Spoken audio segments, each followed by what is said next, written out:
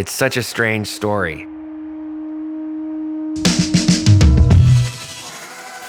I probably could have spent a whole career trying to do that. Never would have happened.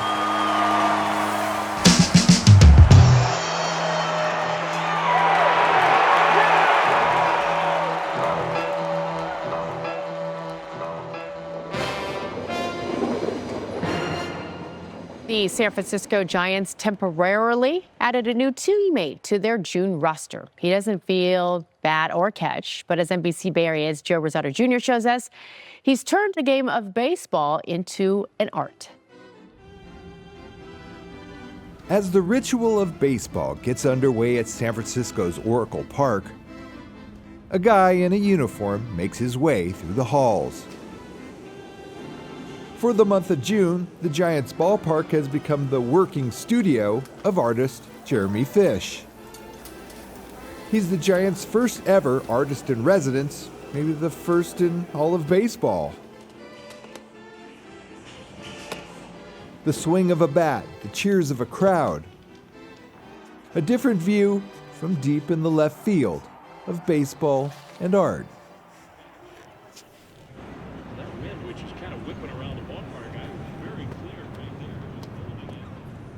The Fish family was way into baseball. My dad and his dad both at some point in their lives tried out for the Yankees. My grandmother followed the Mets until she died at 104. When my parents got divorced, my dad left and remarried. He helped raise her 3 sons who all played baseball and played it well. Baseball being a big part of his world just stopped being a part of mine. As I got older, sports to me were really unappealing. So I didn't watch baseball or football or the Olympics. As a matter of fact, I thought it was lame.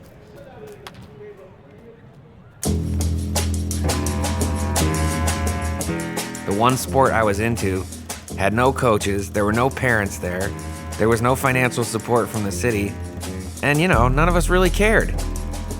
That kind of independent nature that it bred, it made you want to build your own skate park, design your own t-shirts with your friends. All that, I think, led to an inherent nature for design, and that made me want to eventually draw skateboard graphics for a living. My whole family and the city I grew up with and the art teachers I had were like, "You're gonna move to California to do what?"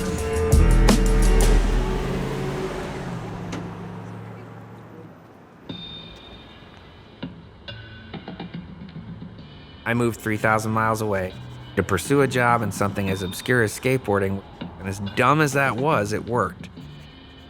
San Francisco handed me not only what my teenage dream job was, but it also handed me this whole other art career. And I really did watch this city change my life trajectory, and I felt so incredibly indebted to the place. My level of interest and pride and gratitude towards the city of San Francisco directed a lot of my art with no intention other than a personal payback to the place. I was in love with living here. I was so proud that I made it happen here.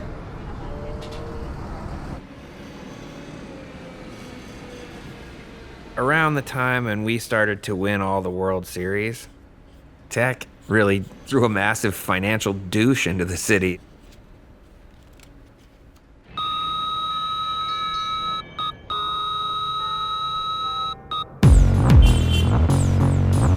Young, well-paid tech workers are taking up a disproportionate share of the housing and driving up already astronomical real estate prices.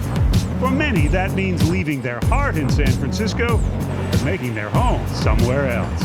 They're getting priced out of the city they've called home for decades. And the city was starting to argue within itself, and the city was starting to point fingers. Tech ruined this. This place used to be better than. Well, it's too expensive now. Most of my generation of artists were leaving or getting pushed out or just didn't want to be here anymore. And I was just still sitting here pledging my allegiance to the place. Regardless of how it was going to change, I had decided I'm going to change with it. But it didn't matter. The divide was getting bigger and bigger, and the hate was getting worse and worse.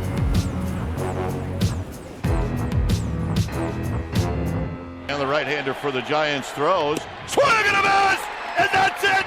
The Giants, for the first time in 52 years, the Giants are world champions as they come pouring out of the dugout. Winning like we did brought people back together in this city during one of the most divided times since the gold rush.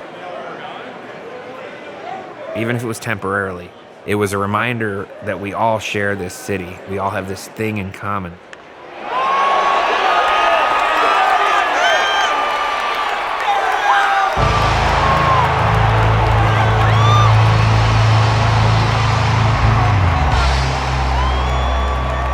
Baseball is our blood. If you cut me right now, you bleed black and orange right out of this arm right here. It is a great game. It's America's game. Come on, man! Porque somos gigantes. Come on, man! I was born in the motherfucking city, man. San Francisco. El Mission, you feel me? We the heart of the city. I wanted people to come together over a mutual love of this place, and I already had a deeper appreciation for this place. And I'd never thought about baseball like that before. They're part of my life since I was 4 years old, which 61 years. 61 years of my life. And he's here with his two sons that mean the same thing to him. See? I pass it down to my sons. I pass it down. Yeah, boy! MLB!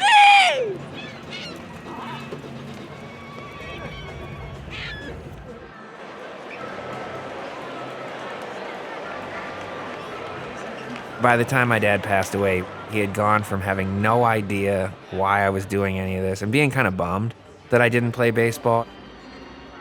By the time I was working in the skate industry, he got super into it and was incredibly supportive. But I think this one would have been just over the top, and I'm sure he would have flown out here, and I'm sure he would have gone to every single game. Probably thrown a baseball less than 100 times at this point, and most of it was in the last couple weeks.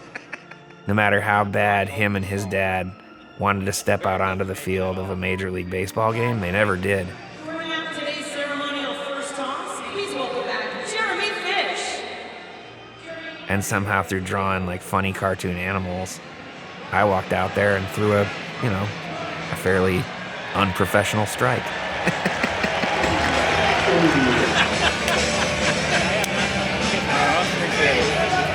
Not you. No! Plenty of back.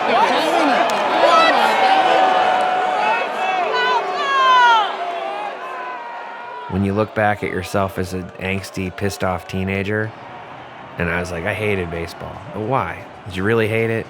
Or were you just trying to do something different than what your dad and his dad had done before you? I'll always feel like a bit on the outside of it because I don't think I'm ever going to get that wildly crazed for baseball, but I definitely saw more of the beauty in it. There's more of an art to it than I was ever identifying or giving credit to.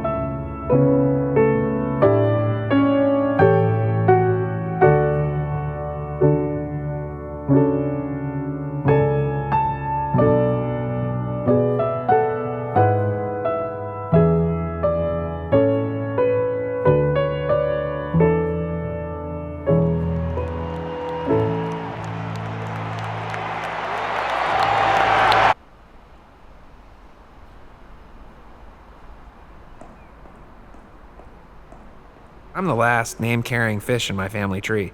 Like when I'm dead, my family name is done. I'm it. I'm the last fish.